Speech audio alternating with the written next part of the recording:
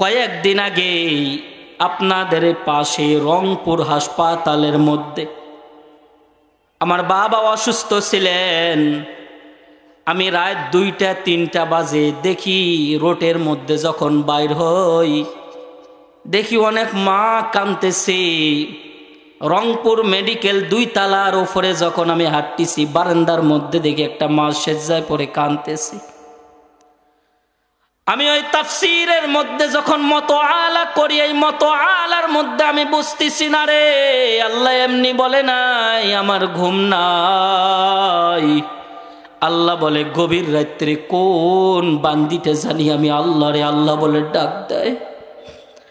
কোন বান্দিটি জানি পেটের ভেতরে সন্তান নিয়ে ব্যথার কারণে আল্লাহ বলে ডাক দেয়। আর আমি আল্লাহ যদি ঘুমায় যাই, বান্দি আমারে আল্লাহ বলে ডাকবে, আর আমি আল্লাহ সাড়া দেব না।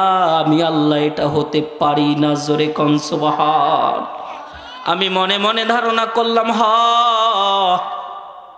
ওই মহিলাটা নিশ্চয়ই কাঁদতেছে মেডিকেলের ডাক্তাররে দেখানোর জন্য না। কথা বলেন ঠিক কিনা? ওই মহিলাটা ওড়না বিছাইয়া নামাজ পড়তেছে, দেখলেই দেখা যায়। আমি মনে মনে বলতেছি, ও নামাজ পড়তেছে, কাঁদতেছে, কোনো ডাক্তারের ক্ষমতা নাই রোগীরে সুস্থ করার মতো। ও গভীর রাত্রে কান্দে রে, ও কাঁদতেছে আমার আল্লাহরে দেখার জন্য।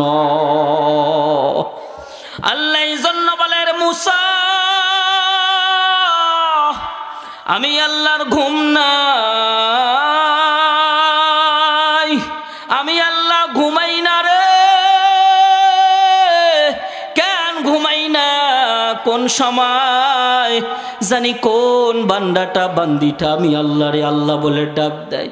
দেখবেন রে ভাই, যখন কোন মানুষ বিপদে পড়ে যায়, তখন দেখবেন আল্লাহরে বেশি বেশি ডাক দেয়। আল্লাহ বলে, বান্দা তুই যতই গুনাহ করিস না কেন, তুই যত গুনাহ করিস না কেন, যতই তুই আমার সাথে নাফরমানি করিস না কেন, আজকে তুই আমারে আল্লাহ বলে ডাকছস রে, আমি আল্লাহ তোরে মাফ করে দিয়ে